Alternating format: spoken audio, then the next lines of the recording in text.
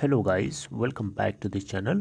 Guys, in this video we are going to talk about Reliance Industry Limited. But before starting this video, I would like to request you, if you are visiting this channel first time, make sure to hit the subscribe button and press the bell icon nearby that to get notifications for each videos.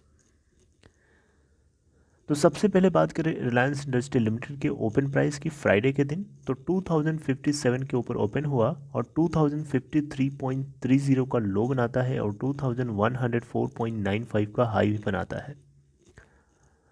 Previous closing price अगर आप check करेंगे तो 2067.70 था। आप देखें तो gap down opening होती है और उसके बावजूद भी ये इतना ज़्यादा हाई बनाता है। अगर आप क्लोजिंग प्राइस देखेंगे तो 2080.30 के ऊपर क्लोज होता है, जो कि 0.61% डाउन अप क्लोज होता है, 12.6 रुपये अप। अगर आप 52 वीक लो चेक करेंगे तो 867.43 है। वहीं अगर 52 वीक हाई देखें तो 2369.35 है। टोटल वॉल्यूम चेक करेंगे तो 10.8 मिलियन यानी 1,08,07,004। वहीं अगर हम बीएससी के ऊपर देखें तो 3,98,673 क्वांटिटीज ट्रेड होती हैं, जिसमें से 37.52% डिलीवरी। वहीं एनएसई के ऊपर अगर आप देखेंगे तो एनएसई के ऊपर भी सिचुएशन काफ़ी ज़्यादा एंथुजियास्टिक है। यहाँ पे देखें तो टोटल जो क्वांटिटीज़ हैं 1,08,07,004, जिसमें से आप देखें तो 29% के आसपास की डिलीवरी। मार्केट कैप अगर आप देखें तो रिलायंस इंडस्ट्री लिमिटेड की मार्केट कैप है 30,40,773.62 करोड़ रुपए।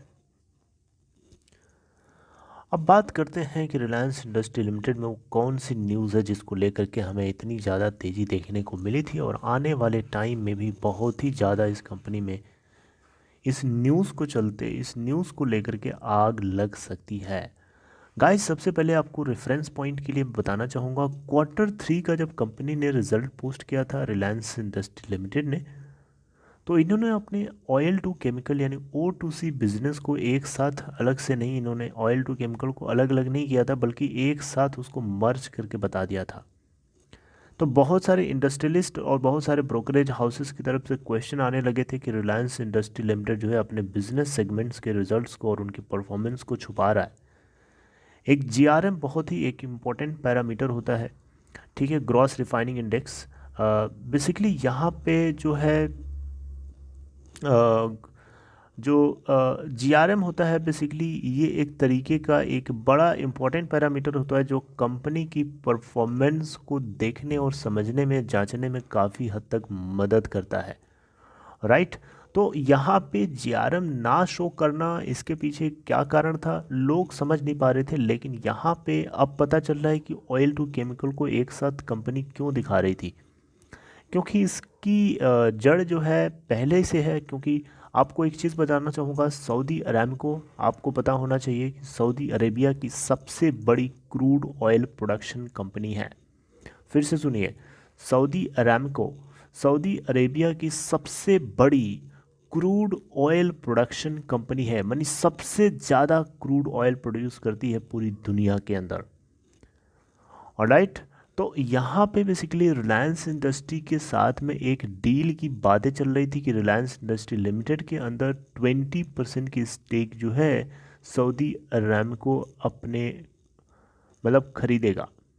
लेकिन इस डील के पीछे कुछ शर्तें थी, कुछ कंडीशंस रखी गई थी सऊदी अरामको की तरफ से। वो कंडीशन ये थी कि रिलायंस इंडस्ट्री लिमिटेड को अपने ऑयल टू केमिकल बिजनेस को एक डिफरेंट और सेपरेट सब्सिडरी के रूप में हाइव ऑफ करना होगा, राइट। तो इसी को लेकर के जो है इस डील को एग्जीक्यूट होने में काफ़ी टाइम लग गया।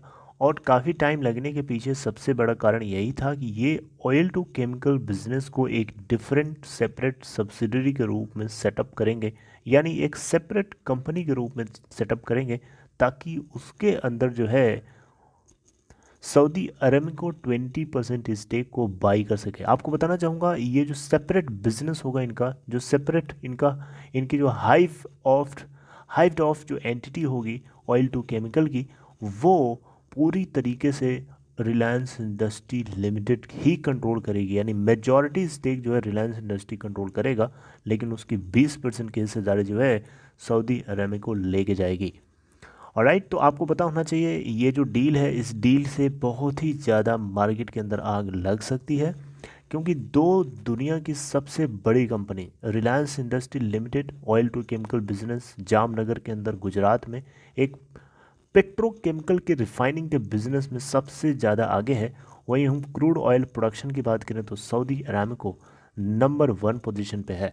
तो इन दोनों की डील से ऑयल प्रोडक्शन और ऑयल की रिफाइनरी और उनसे जुड़े हुए जो स्टेप्स हैं उसमें काफ़ी ज़्यादा ग्रोथ देखने को मिलेगी, जिसकी वजह से हमें उसका इम्पैक्ट और मोमेंटम इसकी स्टॉक प्राइस में रिफ्लेक्ट होता हुआ दिखना चाहिए।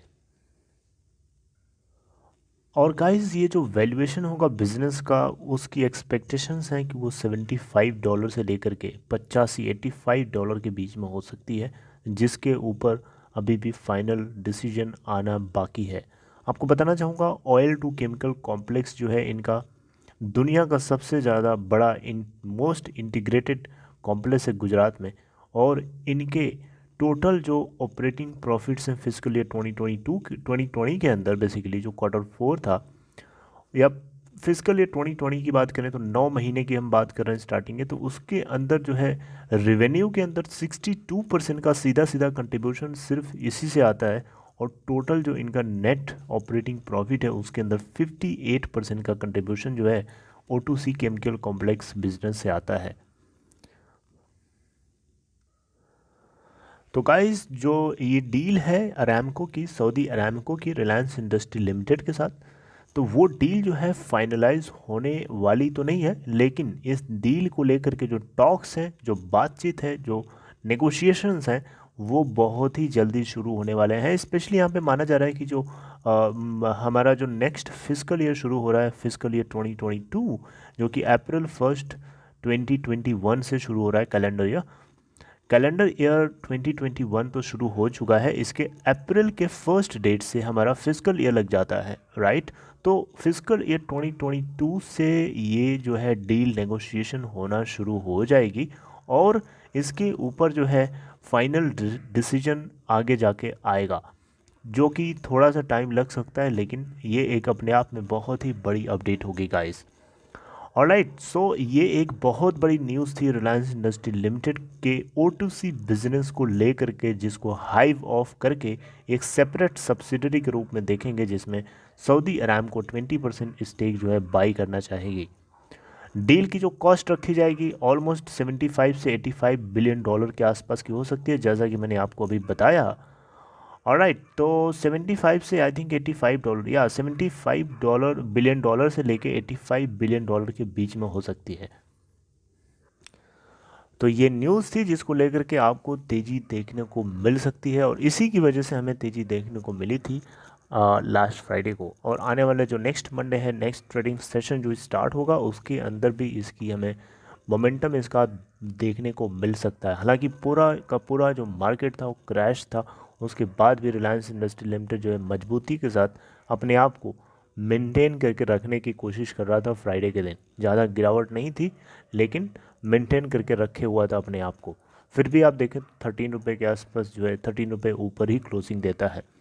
So this is all for this information guys. अगर आपको ये कंटेंट अच्छा लगा प्लीज़ लाइक करिए, और दूसरी चीज़, डीमेट और ट्रेडिंग अकाउंट अगर आपको ओपन कराना है तो डिस्क्रिप्शन बॉक्स में देखें आपको एक लिंक है, उस लिंक को क्लिक करिए और अब स्टॉक में अकाउंट ओपन करा सकते हैं। So next time, till then take care.